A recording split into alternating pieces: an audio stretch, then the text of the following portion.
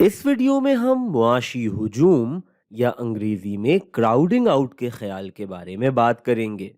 हम कर्जों की लेन देन की एक मार्केट का सादा मॉडल लेंगे और बात को समझने की कोशिश करेंगे।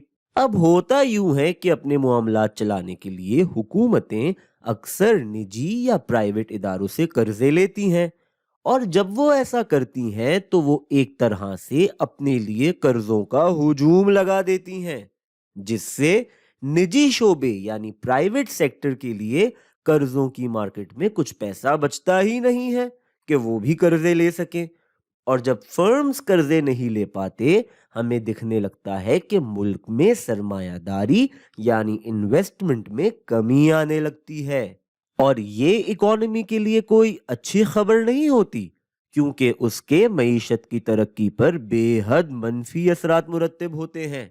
हम एक काम करते हैं, इस बात को अपने मॉडल की मदद से समझने की कोशिश करते हैं, जिसमें हमने कर्जों के लेन देन की मार्केट का एक ग्राफ बनाया हुआ है।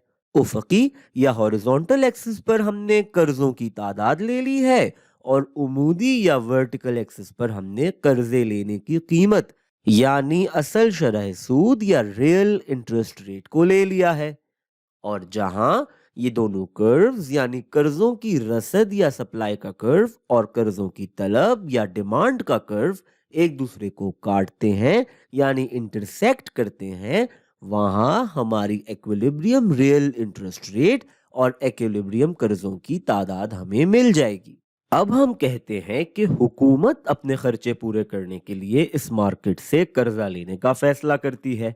ऐसे में इस ग्राफ पर क्या होगा? एक ना एक कर्व तो जरूर शिफ्ट होगा, लेकिन वो कौन सा होगा? अब जाहिर है कि हुकूमत कोई छोटा मोटा कर्जा तो लेगी नहीं, यानी अब मार्केट में पहले से काफी ज्यादा कर्जा तलब किया जा रहा है।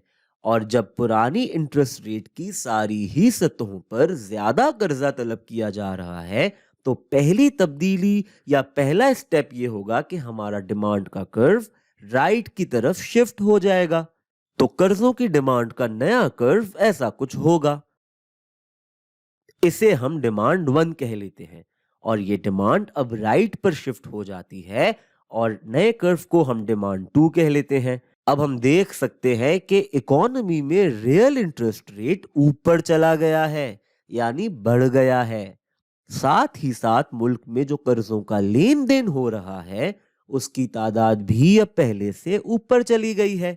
अब इस रियल इंटरेस्ट रेट का जो पहले से ज्यादा है, निजी शोबे या प्राइवेट सेक्टर पर क्या असर होगा? हमारे पहले डिमांड कर्व पे यानी कि यहाँ सिर्फ निजी शोबा ही कर्जे ले रहा था, तो अब इस नए रियल इंटरेस्ट रेट पर निजी शोबा पहले से काफी कम कर्जे लेने का ख्वाहिशमंद है।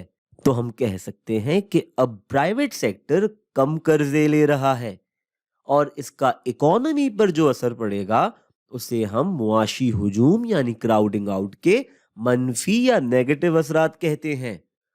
अब फर्म्स जो हैं वो कम कर्जे ले रही हैं, तो जाहिर है वो कम इन्वेस्ट भी कर रही होंगी।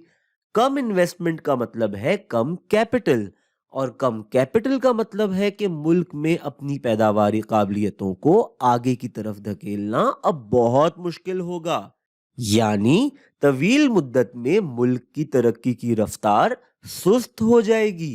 पैदावारी काबिलियत को हम कैपिटल एक्यूमुलेशन भी कहते हैं, और जब मुआशी हुजूम या क्राउडिंग आउट से मुल्क में इन्वेस्टमेंट कम हो जाती है और कैपिटल एक्यूमुलेशन कम हो जाती है, तो हम देखते हैं कि मुल्क लॉन्ग रन में बहुत सुस्ती से आगे बढ़ता है, क्योंकि किसी भी मुल्क की तरक्की या ग्रोथ में इन्वेस्टमेंट का कलीदी किरदार होता है।